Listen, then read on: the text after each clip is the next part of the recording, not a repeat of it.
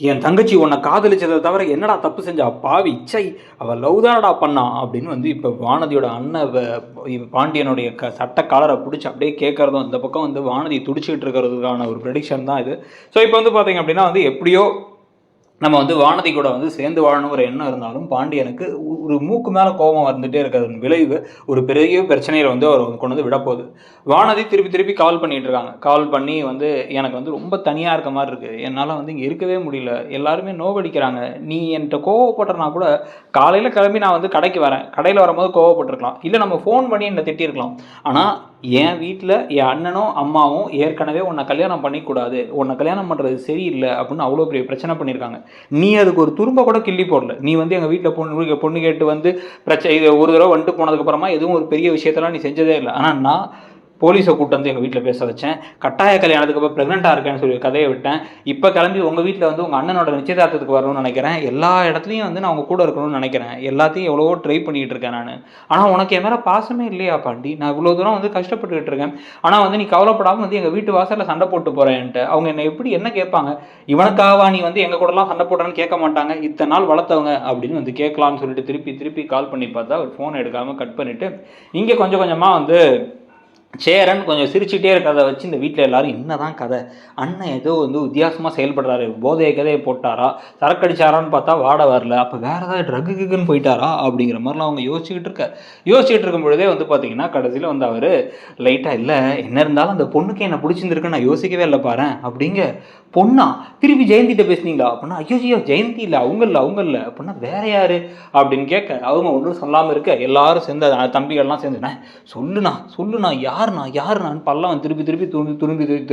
அப்படியே கேட்டதுக்கப்புறமா துருவி கேட்டதுக்கப்புறமா பதிலை வந்து சொல்லிடுறாரு, என்னன்னா வந்து சந்தா தான். சந்தாவா? அப்போ சந்தாவை காதலிக்கிறான்னா அப்போ இல்லை இதுவும் வந்து அவசரப்பட்டு பாண்டி கல்யாணம் நடக்கணும்னு இந்த ஒரு லவ் பண்ணுறாங்கிறியா அப்படின்னா, இல்லைடா அப்படி அனீஷ் கேள்வி கேட்டான், அவளை நான் சந்தாவை கட்டிக்கிறியான்னு, சந்தா பார்த்தா வெக்கப்பட்டு ஓடி போய் ஒழிஞ்சிட்டு என்னையே பார்த்து சீக்கிராடா, அப்போ அவளுக்கு எனக்கு பிடிச்சிருக்கா அப்படின்னு கேட்க அண்ணன் சூப்பர்ண்ணே அப்படின்னு இவங்க எல்லாம் தட்டிக்கிட்டு இருக்காங்க. இதுக்கடையில் வந்து பார்த்தீங்கன்னா திருப்பி கால் வைப்ரேட் ஆகிட்டே இருக்குது. இப்போ பாண்டி வந்து வரப்போகிற ஆபத்து தெரியாமல் அந்த காலை விட்டுட்டே இருக்க. இதில் எல்லாரும் சேர்ந்து சந்தோஷமாக பேசி உடனே இவங்க என்ன பண்ணுறாங்க அப்படின்னா வந்து என்ன இருண்ணே இப்போ வந்து நீ ஒன்று சமைக்கலாம் வேணாம், இரு நான் போயிட்டுறேன் அப்படின்னு கொடுன்னு போயிட்டு பரோட்டா சில்லி சிக்கன் எல்லாம் வாங்கிட்டு வந்து ஃபேமிலியாக உட்காந்து சாப்பிடும் பொழுதே ஒரு குட்டி ரொமான்ஸ் வேறு. அந்த பக்கம் சோழன் என்ன பண்ணுறாரு அப்படின்னா நிலாவை கூப்பிட்டு உட்கார வச்சுருந்தாங்க, பரோட்டாவெல்லாம் பிச்சு போட்டு ஊற்றி பிசைஞ்சு சாப்பிட்டா தான் நல்லாயிருக்கும், தொட்டு சாப்பிட்டா எப்படி நல்லாயிருக்கும், பரோட்டா அப்படி சாப்பிட்டா சூப்பராக இருக்கும் அப்படின்னு சொல்லிட்டு எல்லாம் கொடுக்க இவங்களும் ஐயா அப்படின்னு முதல்ல பார்த்தவங்க அப்புறம் சாப்பிட்டு பார்த்துட்டு ஆமாம் சூப்பராக இருக்குது அப்படின்னு அவங்களும் சேர்ந்து சாப்பிட்டுருக்காங்க. இப்போ இது கடையில் தான் வந்து பார்த்தீங்க அப்படின்னா வந்து இப்போ சேரனுக்கு ஒரு கால் வருது. சேரனுக்கு கால் வந்துன்னா அவர் வந்து ஃபோனை முதல்ல பார்க்காம இவங்க கூட சாப்பிட்டுட்டு சிரிச்சு எல்லாரும் சேர்ந்து டான்ஸ் எல்லாம் ஆடிக்கிட்டு இருக்க. திருப்பி ரெண்டாவது காலுக்கு அப்போ தான் ஃபோன் பார்க்குறாரு. ஃபோனை எடுத்து பார்த்தா அது வானதியோட அம்மா அப்படின்னா அவங்க இதுக்கு நான் உனக்கு கால் பண்ணுறாங்க அப்படின்னு வந்து இந்த பக்கம் பாண்டியன் கேட்க, தெரியலடா பாண்டி என்னடா ஆச்சு அப்படின்னா, ஒன்றும் இல்லை நான் அவன்கிட்ட சும்மா அவள்கிட்ட போய் கத்திட்டு வந்தேன். நீ எதுக்குற அவள்கிட்ட போய் கத்திட்டு வந்த? அப்புறம் உன் கல்யாணத்தை அவசரப்படுத்தி பண்ணுறதுனால தானே நீ வந்து உடனே போய் ஜெயந்தியை போய் கல்யாணம் பண்ணிக்கிறேன்னு யாரோ ஒருத்தவங்கள்ட்ட போய் நம்ம குடும்பமாக போய் அவமானப்பட்டோம், பெரியப்பா அத்தை இவங்கெல்லாம் வந்ததே இல்லை, அவங்களும் சேர்ந்து வந்தாங்க, சேர்ந்து வச்சு பெரிய அவமானமாக போச்சுல, அப்பாவுக்கே அசிங்கமாக தானே அவர்கிட்ட கோவப்பட்டார், அதனால தான் இதுக்கு எல்லாத்துக்கும் காரணம் வானதி தான் திட்டி விட்டு வந்துட்டேன் அப்படிங்கும்போது டேய் பைத்தியமாடா நீ அப்படின்ட்டு ஃபோனை எடுத்தா எங்கடா இருக்கீங்க அப்படின்னு அவங்க அம்மா கத்தி அழுத உடனே ஐயோ அப்படின்னு சொல்லிட்டு குடுன்னு வந்து எல்லாம் வச்சு எப்படியாச்சு அப்படின்னு சொல்லி பார்த்தா உடனே வந்து நேராக கட் பண்ணால் இப்போ ஹாஸ்பிட்டலில் ஹாஸ்பிட்டலில் உள்ளே நிற்கிறாங்க. என்ன நடந்துச்சுனே தெரில. வாசலில் போலீஸ் தான் நின்று பேசிகிட்டு இருக்க. பாண்டி நடந்து போக இதோ இவன் தான் கொலகார பாவி அப்படின்னு உள்ளார போய் பட்டுன்னு அவங்க அம்மா அடித்து தள்ளுறாங்க நெஞ்சை பிடிச்சி. இந்த பக்கம் வந்து டேய் என் தங்கச்சிக்கு மட்டும் ஏதாவது ஒன்று ஆனிச்சுன்னா கொலகார பாவி உன்னை விட மாட்டேன்டா அப்படின்னு சட்டக்காலரை பிடிச்சி இந்த பக்கம் வசந்த் வேறு கோவப்படுறாரு. இவருக்கு ஒன்றுமே புரியல, என்னாச்சு ஏதாச்சுன்னு ஒன்றும் புரியாமல் இருக்க. இந்த பக்கம் வந்து டக்குன்னு சேரன் சோழன்லாம் வந்து பிரித்து விட்றதுக்கு ட்ரை பண்ணாலுமே வந்து அப்படியே அவனுக்கு ரொம்ப உக்கிரமாக இருக்காங்க. இதில் போலீஸ் ஆஃபீஸர்ஸ் வேறு யார் இங்கே இந்த பாண்டி, என்னப்பா தம்பி நீ தான் பாண்டியா, என்ன லவ்வா அப்படின்னு வந்து கேட்டு அவங்க அதை பற்றி விசாரிக்க ஆரம்பிக்கும் பொழுதே வந்து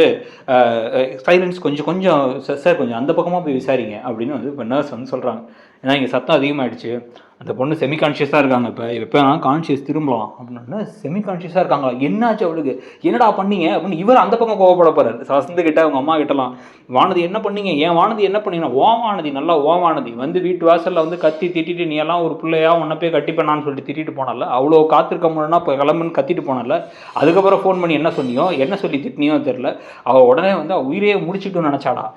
அவளை திடீர்னு கதவை திறந்ததுனால அவளை பார்த்து நாங்கள் காப்பாற்றோம், என்னடா ஏதோன்னு சொல்லிட்டு எப்பயும் திறனாலும் அவன் தனியாக தான் தூங்குவோம், நாங்கள் தட்டி பார்த்து ஐயோன்னு சொல்லிட்டு காப்பாற்றி கூப்பிட்டு வந்து இங்கே ஹாஸ்பிட்டலில் சேர்த்துருக்கோம், என் புள்ள உசிரிக்கிறா ஆகட்டும் உன்னெல்லாம் வாழ்க்கை ஃபுல்லாக வந்து கழுதிங்க வச்சிருவான்டா அப்படின்னு இவங்க கத்த இவருக்கு ஒன்றுமே புரியல. இந்த சமயத்தில் வந்து இவங்க கத்தி மாற்றி மாற்றி சண்டை போட்டுட்ருக்கா, ஏன் நாங்கள் இருக்கோம் நீங்கள் நம்ம சண்டை போட்டுட்ருக்கீங்கன்னு போலீஸ் ஆஃபீஸர்ஸ் பேசும்பொழுது டக்குன்னு டாக்டர் வெளில வராங்க, அவங்க முழிச்சிட்டாங்க, அபாய கட்டத்தை தாண்டிட்டாங்க, இப்போ கொஞ்சம் கொஞ்சமாக அவங்களுக்கு தெளிவு திரும்புது. அப்படிங்கும் போதே வந்து தெளிவு திரும்புதா அப்படின்னு எல்லாம் குழம்பி போகும்பொழுதே வந்து அவங்க வந்து இல்லை இந்த இத்தனை மாத்திரை எடுத்து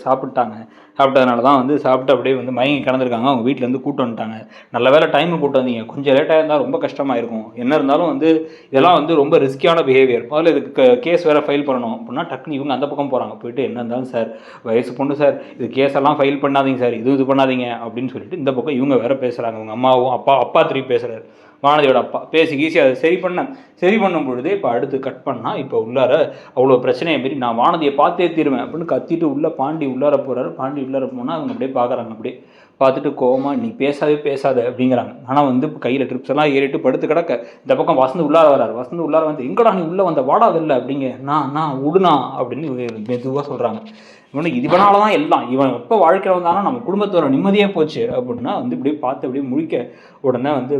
கால் பண்ணிகிட்டே இருக்கேன், திருப்பி நான் உன்கிட்ட சொல்ல வரேன், நம்ம வாழ்க்கையும் நம்ம பார்க்கணும், உங்கள் அண்ணனை பற்றி நீ யோசிக்கிறது எல்லாமே எனக்கு ஓகே, உங்கள் அண்ணன் மேலே உனக்கு அவ்வளோ பாசம் இருக்குதுன்னா எனக்கு புரியுது, ஆனால் என் உணர்வை கொஞ்சம் கூட புரிஞ்சுக்காம அவங்க என்னென்ன பேசினாங்க தெரியுமா, எப்படி கிண்டல் பண்ணாங்க தெரியுமா, அப்படியே விட்டு போயிட்டேன், அதனால தான் வந்து அதுவும் கொண்ட ஒரு கோபத்தை கண்ட்ரோல் பண்ணி கூட உன்னால் முடியல, அதை திருப்பி நான் வந்து கேட்டு ஏன் இப்படி பண்ணுன்னு கேட்டால் ஃபோனை கட் பண்ணுற, ஃபோன் எடுக்க மாட்டேற, கொஞ்சமாச்சும் பாசம் இருக்க ஒருத்தனாக இருந்தால் மனுஷனாக இருந்தால் அப்படி பண்ணுவியா, இப்போ உனக்கு கண்ணீர் வந்து என்ன பிரோஜனம் அப்படிங்கும் போதே இவருக்கு தாரையாக கண்ணீர் வருது பாண்டிக்கு, நான் அப்படிலாம் யோசிக்கல, எனக்கு இந்த மாதிரிலாம் இருந்து பழக்கம் இல்லை, லவ் பண்ணால் இப்படி இருக்கணும் அப்படி இருக்கணும்னா எனக்கு தெரியாது அப்படின்ட்டு இருக்கும் போதே வந்து சோழன் உள்ளாரப்பு வந்து வசந்த அடிக்க போன வசந்த பாண்டியை நகர்த்தும் போதே பாண்டி வந்து இல்லை எனக்கு இது இப்படி நடக்கும்னு தெரியல, நான் எங்கள் அண்ணனுக்கு கல்யாணம் எங்கள் அண்ணன் பாவம்னு நினச்சேன், நீ அண்ணனை பற்றி யோசிக்கிறதுல கொஞ்சமாச்சும் என்னை பற்றி யோசிக்கலாம்ல, என்னை அந்த வீட்டில் விட்டு போயிருக்க, அங்கே எல்லாரும் என்னை எதிரி மாதிரி பார்க்குறாங்க, என்ன நடக்கும், அது வீட்டு வாசலில் வச்சு கத்திட்டு போகிற, தெருவில் எல்லாரும் பார்க்குறாங்க, வீட்டில் எல்லாரும் பார்க்குறாங்க, நீ தான் வேணும்னு நான் முடிவெடுத்ததுக்காக எனக்கு இத்தனை அசிங்கம் தேவையா அப்படின்னு அவங்க கேட்க ஆரம்பிக்கும் பொழுதே இவர் கண்ணீர் விட்டு சாரின்னு மன்னிச்சிருன்னு கையை பிடிச்சி இது பண்ணிருக்க, என்னால் இதுக்கு மேலே பொறுக்க முடியாது பாண்டி, நீ முடிவு பண்ணு எப்போ நம்ம கல்யாணம் நடக்கணும்னு அப்படிங்கும் பொழுதே டக்குன்னு உள்ளார சேரன் உள்ளார வந்துட்டு வானதி என்னம்மா அது ஏமா அப்படி பண்ண அப்படின்னு சொல்லிட்டு நீ கவலையே பட வேணாம், எனக்கு ஒரு பொண்ணு கிடச்சாச்சு, எனக்கு சீக்கிரமாகவே கல்யாணம் முடிஞ்சால் ஒரே மேடையில் 2 கல்யாணத்தையும் பண்ணிடலாம் அப்படிங்க எல்லாரும் ஷாக் ஆகி திரும்பி பார்த்ததுக்கப்புறமா நிஜமாக நான் சொல்கிறேன் அப்படின்னா நிஜமா அப்படின்னு சோழன் கேட்க நிஜமாக சொல்கிறேன்டா, இவங்க வீட்டில் இப்போ பாருங்கள் உங்கள் பிள்ளை இந்த முடிவு பண்ணிட்டா எல்லாம் அவனுக்காக தான், நீங்கள் ரொம்ப டிலே பண்ண உங்கள் பொண்ணையும் இழந்துருவீங்க, ஸோ கல்யாணத்தை பண்ணி வச்சிடலாம் அப்படின்னு சேரனும் தைரியமாக பேசுகிற மாதிரி ஒரு சம்பவம் நடந்தால் கரெக்டாக இருக்கும், ஆனால் நடக்குமா, இதை வச்சு எவ்வளோ இழுத்து கொண்டு போகிறாங்க, இந்த வெறுப்பெல்லாம் வச்சு வானதி என்ன திருப்பி குறைய போகிறாங்க அந்த வீட்டுக்கு வந்ததுக்கப்புறங்கிறத பார்க்கலாம். நீங்கள் ப்ரெடிக்ஷனை பற்றி என்ன நினைக்கிறீங்கிறத சொல்லிவிட்டு இடம்பொருள் சேனலையும் சப்ஸ்கிரைப் பண்ணிவிடுங்க. தேங்க்யூ.